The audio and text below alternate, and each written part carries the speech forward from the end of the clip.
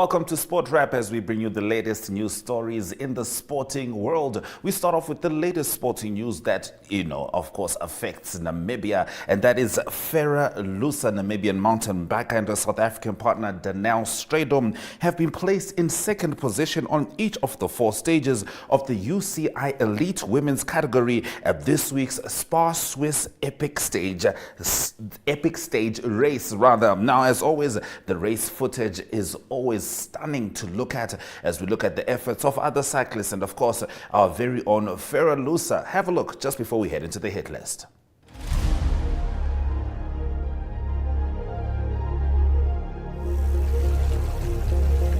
The last couple of stages have been absolutely magical. Yesterday was not my day. It was not a good day to have a bad day, but the views were definitely worth it. It's incredibly beautiful out here. Oggi sarà una tappa molto interessante. La tattica del team sarà quella di tenere sotto controllo la gara e magari provare qualcosina nel finale.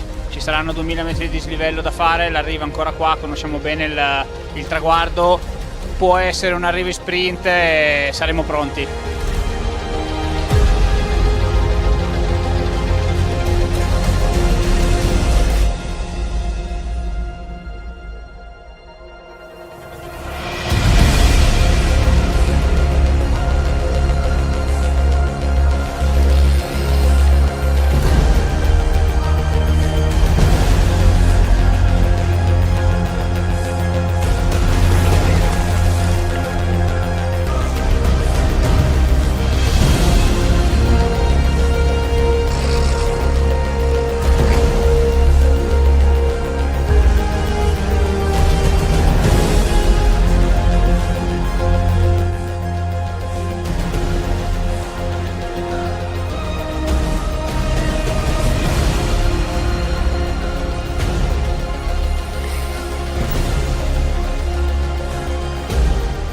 Downhill was so funny. That made my day. It was really nice.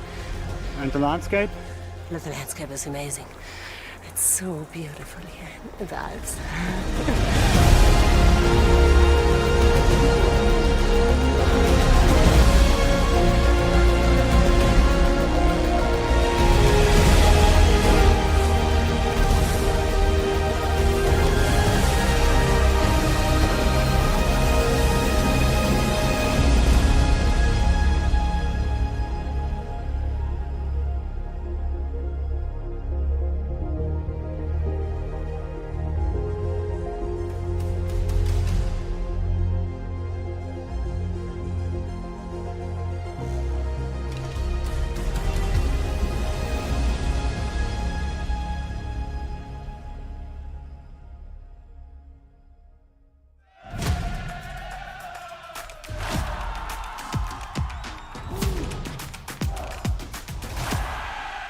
Getting into our hit list, the Swakopmund Beach Soccer Tournament is set to provide much entertainment from Saturday until the public holiday on Monday, 26 August.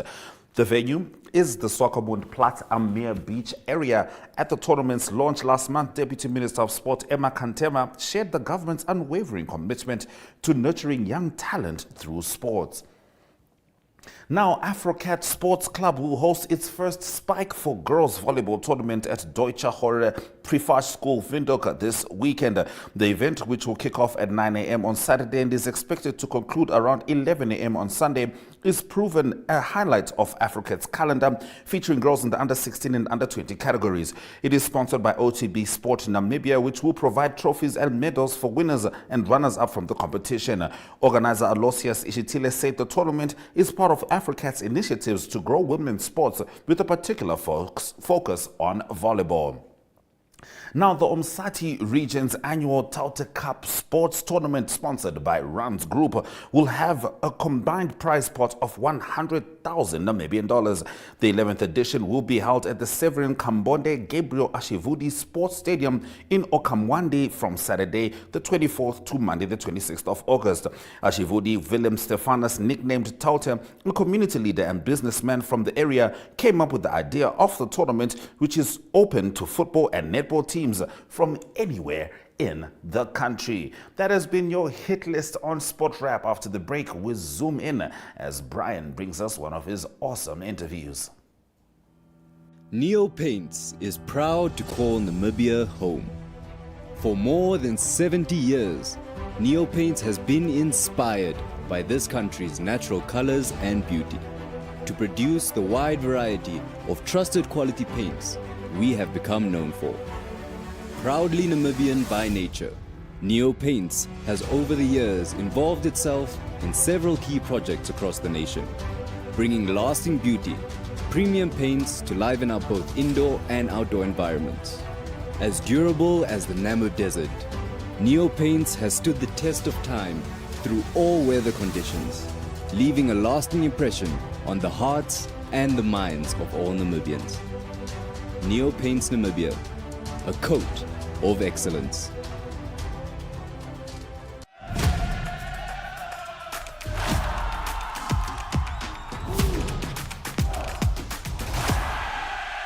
Well, good day, viewers. We are joined by the highest ranked mountain bikers, Delcia Jansen van Vieren and Roger Suren, who were selected to represent Namibia in the junior women and junior men's categories at the UCI World XCO Championship in Andorra in Europe from the 26th of August to the 1st of September. I just found out today that they'll actually be leaving on Saturday. So we are looking forward to that, guys. Welcome in studio and thank you for coming. Thank you for having us. Thank you. Very exciting times. Before we talk about anything else, Delcia, let's start with you. Cycling this year, how have you been enjoying it so far? How have you been doing progress-wise, performance-wise? How do you feel? Well, this year has been, I've had a lot of races, I would say. I've also traveled to Switzerland earlier in the year for some preparations for Worlds. But no, I would say like my season, building up my season towards Worlds is like great, and then especially after this weekend, I feel really great with the preparation and so on. Okay, you, Roger? Yeah, so I've also traveled to Switzerland along with Delcia, and yeah, I've learned quite a few lessons. So I think after all those races, they didn't go as planned, but I definitely learned the lessons that I need for Worlds. And also now, while we were back here at home, the preparation went probably perfect, so yeah, I'm prepared And ready. yeah, I can't wait. So, Okay, well, it's World Champs. It's massive. Not everyone gets to go to this. You personally, what does this mean for you? Sure. No, I don't know. I'm really honored to be presenting Namibia. Yeah, and I've been dreaming about it since I was like really small. So yeah, I'm really excited. Okay, you? and this was like a dream of mine since I was a little kid. All I've wanted to do is just go to World Champs and yeah, just get the best, do my best and Compete. I don't know, yeah. Okay, if we have to speak of role models, I mean, the cycling family in Namibia is not that massive, but we do have some big names, the likes of Alex Miller, Vera Luza. I'm going to leave out a few, but I'm just going to mention those two for now. Do you guys have any cyclists that you look up to, any mountain bikers that inspire you to be where you want to be, or that give you that benchmark to say, okay, I want to challenge myself to get to this point? Delcia? Yes, I do. So Yolanda Neff is one of them. And then actually this year, Candice Lowell also became one of them. I mean, she's worked so hard over the years. And then it's just great to see like her hard work is finally starting to pay off. Yeah. Okay, yours? Yeah, so it's not really a cyclist as like, he doesn't do cycling as a professional sport. It's actually my dad. We actually had the same question last weekend Is from it? someone Okay. else. And yeah, he always does all the training with me, and I think I'm probably also the reason why he started cycling when I was like, 6 years old. So yeah, I wouldn't be going to World Champs now without my dad, because yeah, all those weekends with all those long hours of training, he always spends it with me. Okay, that's beautiful. Yeah. If we have to look at the background, this is now the things that we, the viewers, don't get to see. We'll talk about the Andorra trip now and what needs to be put in for you guys to leave. But what do you do behind the screens? How does your daily schedule look like? And what goes into your planning to make sure that you're always fit or is already, I mean, you also have school at the end of the day. How do you balance homework and having to practice and all of that? So first of all, like in the mornings, till from 7 to 1 I have school, and then on Mondays and Wednesdays we have gym with Michael Falk, and then actually on Monday I also have math extra class after school, and then I have gym. So yeah, and then on Tuesdays and Thursdays, and then Saturdays and Sundays we have cycling, and then the homework I try to do in school and finish it there, but then if I do, I'll do it like late at night. Yeah. Yo, okay, no, that sounds like a lot of work in itself. You tell us more about your schedule. It's quite similar. So Mondays and Wednesdays I also have gym with Michael Falk, and I also have math extra class on Mondays. So yeah, math is quite important. If you think about it, you always have to calculate on the bike as well. Yeah. Something with time or something like that. So it's actually Quite we use difficult. it all the time. Then yeah, Tuesdays and Thursdays we have training with Hans de Tooy. He's our national coach, and then Saturdays and Sundays we do our longer rides. And yeah, the homework I mostly do in school, but if I don't finish it, I don't really do it at home. I just try to finish it the next day in school, and then. Sure. Okay, well, it sounds like you need a lot of discipline to survive and to do what you guys do. But yes, the part that everyone needs to hear about, this is now the big trip to all the way to Andorra. Finance-wise, some assistance is needed from fellow Namibians. So just tell us more about how people can get involved to make sure that you guys take part in the World Champs. So they can contact, well, first of all, my mom and Claudia Surin, they made a post on Facebook, so they can have a look at their Facebook. But they can also pay today them, and yeah, I would say the easiest is to get in touch with their Facebook. With their Facebook. Yeah. Okay, what we will do is we'll make sure we have their Facebook in our description so that you guys can just click on there, contact the people, and then you can help out and make sure that these guys make it to the World Champs. Well, I have another question for you. This one is actually by Mariad. This is your first year in the UCI under 18 junior category. How has the transition been from the under 16 category? I would say it was a really big jump. I mean, at first it was really hard, but now that I'm used to it, if I look back, you get used to it. Yeah, at first it was a big jump, but now it's okay. Yeah. And for you, how was it? So I didn't really feel a difference in racing. It feels quite similar when I race, but from under 16 to under 18, a lot of things change in terms of like the global scale. You start getting UCI points, and you start seeing your name on the world ranking and going to world champs. And even though you race the same people, it like they got a lot stronger. Yeah. Just by going up a category. And yeah, so. Okay, we're gonna talk about the track. How much do you guys know about the track that you are taking part in? So I have watched a few videos. Yeah, I wouldn't say it doesn't look that bad. I mean, they don't always show everything. But so far, I would say, yeah, I wouldn't say I'm not scared. Like, obviously, I'm stressing a bit. But yeah, I'm not as worried as I think I would have been like 2 years ago. Is it? Yeah. Okay. And for you? Yeah, I already started watching the track in February, so I'm actually way ahead. You're way ahead, okay? Yeah, I looked at a few videos of last year's track, and the new track came out about a week or two ago. So the track is almost exactly the same, so it's actually quite good because the videos were from last year. But yeah, I think the track fits me quite well. It's really a natural track, so meaning there's not a lot of man-made rock gardens or jumps or things like that. It's mostly natural, and I like that a lot, especially with a lot of rocks. So you prefer the natural feel to the track? Yeah, and it's also at high altitude. It's at 1,800 to 2,000 meters, the track, and that fits us quite well because we're training at 1,700 up and higher here. So sure. Okay, it's really good. But yeah, before we do let you guys leave, I have maybe 2 more questions regarding fitness. Delcia, we're going to start with you. Like you guys said, you had a lot of time to prepare, to get ready.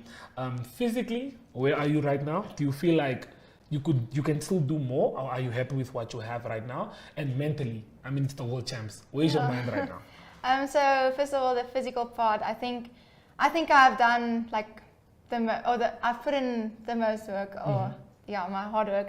I hope it pays off. Okay. And then mentally, I think I'm also in a very good place right now. Like, I'm just trying to stay positive and see all the positive and everything.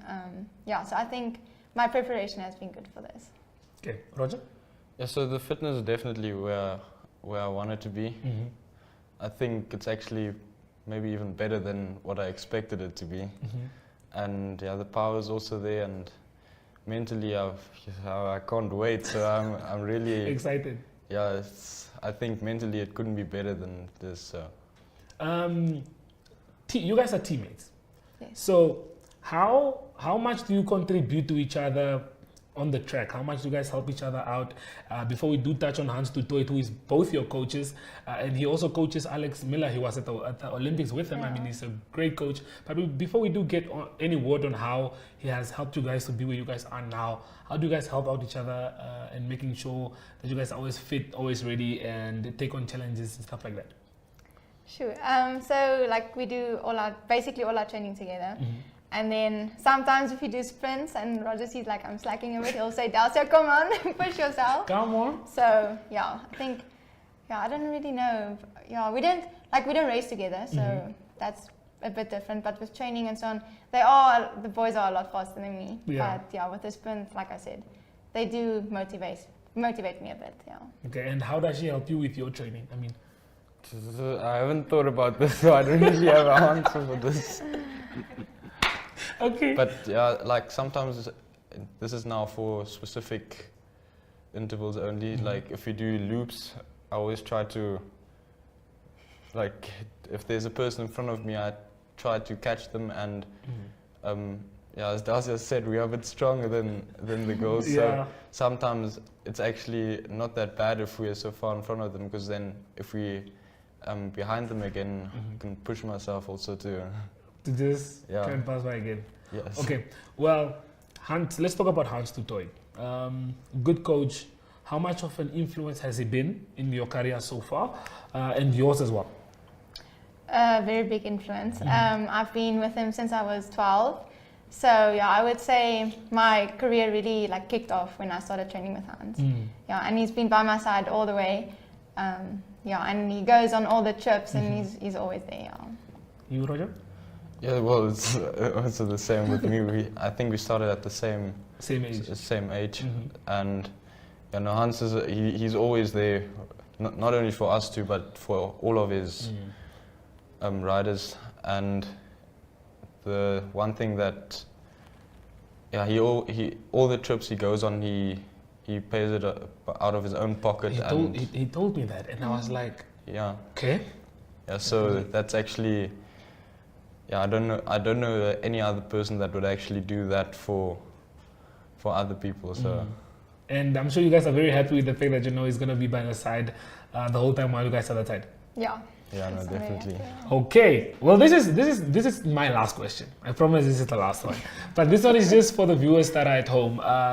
World champs, you guys are traveling. Let's touch on once more just on how the fellow Namibian can help you guys out and make sure that you guys make it all the way to Andorra and you guys can compete. Delcia. Sure.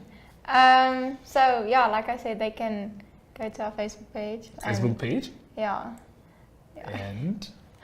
And then they can just contact your parents?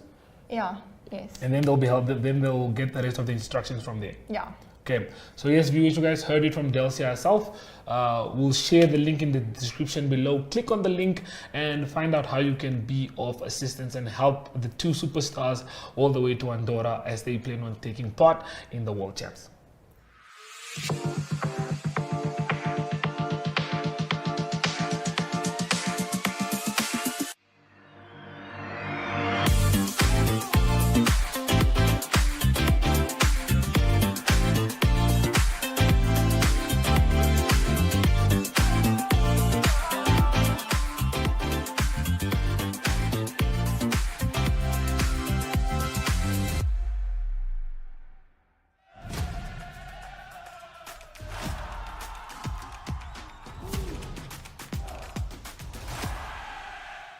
As you know, the English Premier League is back, but there's plenty more happening in the world of international sport, and the person who always helps us dissect it all is here to do so. That is Ari Hochad. But for me, Ashton Berry, I'm going to say goodbye. I will see you next week, and I'll leave you in the very capable hands of the aforementioned Ari Hochad.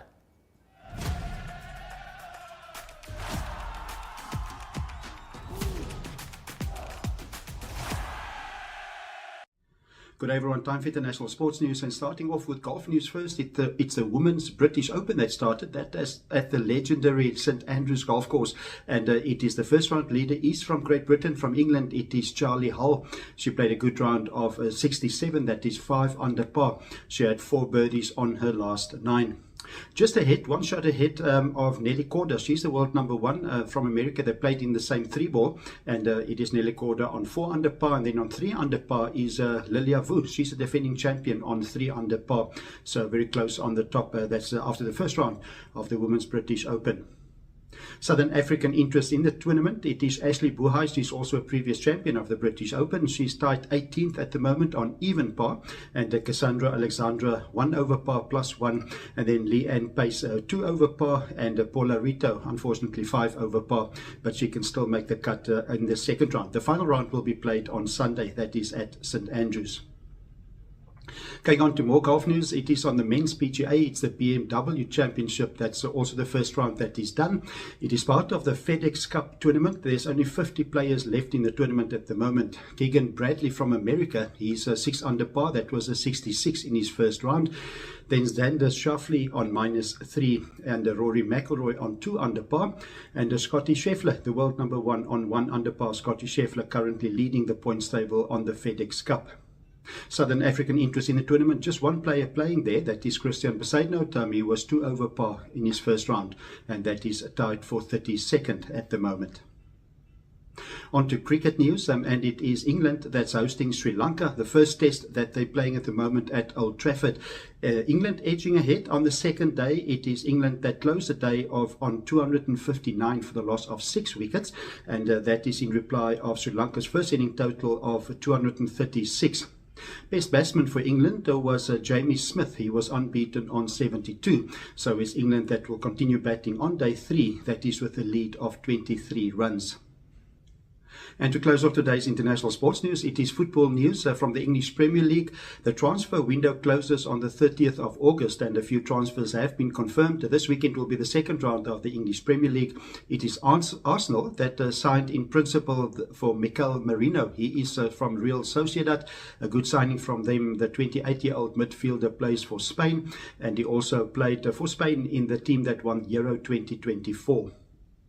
Also transfer news from Brentford, and they confirmed that they've signed the Dutch defender. His name is Sepp van den Berg, and Sepp van den Berg currently contracted by Liverpool, and he's going over to Brentford on a deal worth $26 million. Ironically, it is Liverpool that will host the Brentford this coming weekend in an English Premier League game, and Arsenal, they have a away game against Aston Villa this coming weekend. That's international sports news for today. Hope you have a great sport day and sport weekend, and we talk international sport again on Monday. Goodbye.